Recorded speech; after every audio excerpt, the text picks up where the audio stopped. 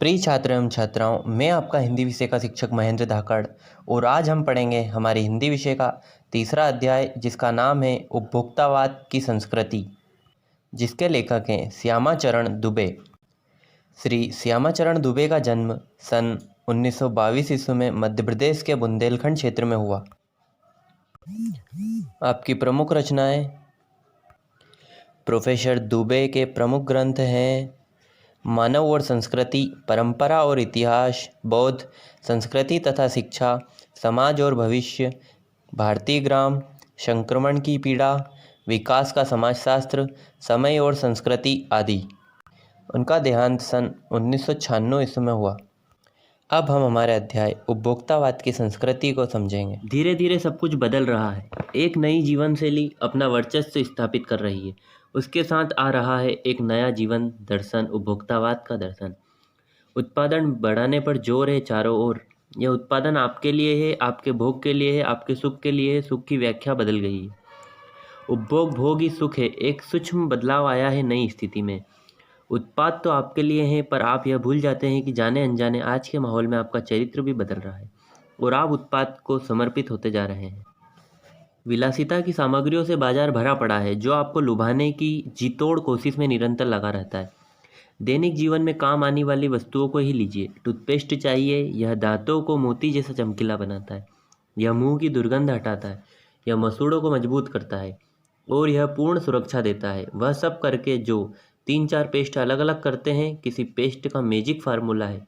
कोई बबूल या नीम के गिणों से भरपूर है, तो कोई ऋषि मुनियों द्वारा स्वीकृत तथा मान्य वनस्पति और खनिज तत्वों के मिश्रण से बना है।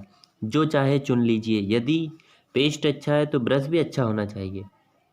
आकार, रंग, बनावट, पहुंच और सफाई की क्षमता में अलग अलग, एक से बढ़कर एक। मुंह की दुर्गंध से बचने के लिए माउथवाश भी चाहिए।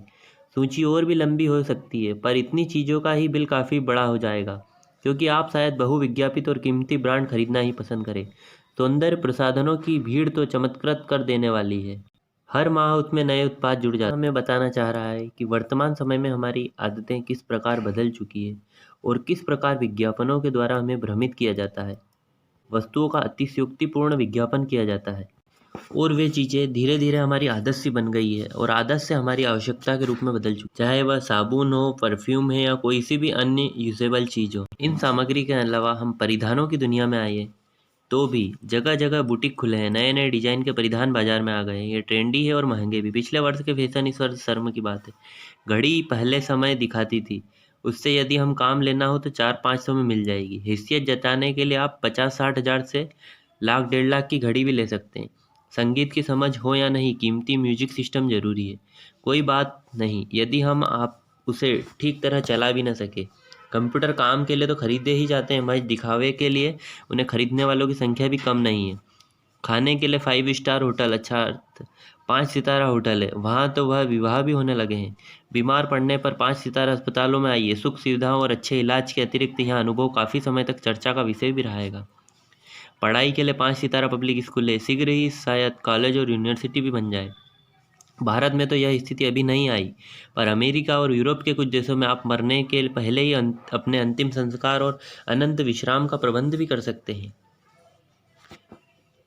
एक कीमत पर आपकी कब्र के आसपास सदा हरी घास होगी, मन चाहे फूल होंगे, चाहे तो वहाँ फुव्वारे होंगे और मंद ध्वनि में निरंतर संगीत भी। कल भारत में भी यह संभव हो सकता है। अमेरिका में आज जो हो रहा है वह कल भारत में भी आ सकता है। प्रतिष्ठा के अनेक रूप होते हैं, चाहे वे हास्यास्पद ही क्यों न हो। यह है एक छोटी सी झलक उपभोक्तावादी समाज की। यह विशिष्ट जन का समाज है, पर सामान्य जन भी इसे ललचाई निगाहों से देखते हैं। उनकी दृष्टि में एक विज्ञापन की भाषा में यही है, राइट चॉइस बेबी। अब विषय के गंभीर पक्ष की ओर आए। इस उपभोक्ता संस्कृति का विकास भारत में क्यों हो रहा है? सामंती संस्कृति के तत्व भारत में पहले भी रहे हैं। उपभोक्तावाद इस संस्कृति से जुड़ा रहा है। आज सामंत बदल गए हैं, सामंती संस्कृति का मुहावरा बदल गया है। हम सांस्कृतिक असीमिता की बात कितनी ही करें, परंपराओं का उल्लंघन हुआ है, आस्थाओं का क्षरण हुआ है। कड़वा सच तो यह है कि हम बौद्धिक दास्ता स्वीकार कर रहे हैं, पश्चिम के सांस्कृतिक उपनिवेश बन रहे हैं। हमारी नई संस्कृति अनुकरण की संस्कृति है। हम आधुनिकता के झूठे प्रतिमान अपनाते जा रहे हैं। प्रतिष्ठा की अंधी प्रतिस्पर्धा में जो अपना है उसे खोकर छद्म आधुनिकता की गिरफ्त में आते जा रहे हैं। संस्कृति की नियंत्रक शक्तियों को क्षीण हो जाने के कारण हम दिग्भ्रमित हो रहे हैं। हमारा समाज ही अन्य निर्देशित होता जा रहा है। विज्ञापन और प्रसार के सूक्ष्म तंत्र हमारी मानसिकता बदल रहे हैं। उनमें सम्मोहन की शक्ति है, वशीकरण की, अर्थात वर्तमान समय में किसी भी वस्तु के जो विज्ञापन किए जाते हैं वह हमारे ऊपर काफ़ी प्रभाव डालते हैं। वे एक प्रकार से हमें वश में कर लेते हैं, हमें मजबूर तक कर सकते हैं कि हम वह चीज़ खरीदें ही। विज्ञापनों को बनाया ही इस प्रकार जाता है कि उनसे व्यक्ति विशेष प्रभावित हो, जिससे हमारी संस्कृति भी प्रभावित हो रही है। इसी से संस्कृति के फैलाव का परिणाम क्या होगा, यह गंभीर चिंता का विषय। हमारे सीमित संसाधनों का घोर अपव्यय हो रहा है, दुरुपयोग हो रहा है। जीवन की गुणवत्ता आलू के चिप्स से नहीं सुधरती, न बहुविज्ञापित शीतल पेयों से, भले ही वे अंतर्राष्ट्रीय हो। पिज्जा और बर्गर कितने ही आधुनिक हो है, वे कूड़ा खाद्य। समाज में वर्गों की दूरी बढ़ रही है, सामाजिक सरोकारों में कमी आ रही है। जीवन स्तर का यह बढ़ता अंतर आक्रोश और अशांति को जन्म दे रहा है। जैसे जैसे दिखावे की यह संस्कृति फैलेगी, सामाजिक अशांति भी बढ़ेगी। हमारी सांस्कृतिक असीमितता का हास तो हो ही रहा है। हम लक्ष्य भ्रम से भी पीड़ित हैं, विकास के विराट उद्देश्य पीछे हट रहे हैं। हम झूठी तुष्टि के तात्कालिक लक्ष्यों का पीछा कर रहे हैं। मर्यादाएं टूट रही है, नैतिक मानदंड ढीले पड़ रहे हैं, व्यक्ति केंद्रितता बढ़ रही है, स्वार्थ परमार्थ पर हावी हो रहा है, भोग की आकांक्षाएं आसमान को छू रही है। किस बूंदी पर रुकेगी यह दौड़? गांधी जी ने कहा था कि हम स्वस्थ सांस्कृतिक प्रभावों के लिए अपने दरवाजे खिड़की खुले रखें, पर अपनी बुनियाद पर कायम रहें। हमारी संस्कृति का त्याग ना करें। उपभोक्ता संस्कृति हमारी सामाजिक नींव को हिला रही है। यह एक बड़ा खतरा है भविष्य के लिए, यह एक बड़ी चुनौती। इस प्रकार लेखक हमें बताना चाह रहा है कि समाज की वास्तविकता को बड़े ही सरल एवं सहज रूप में प्रस्तुत करना है।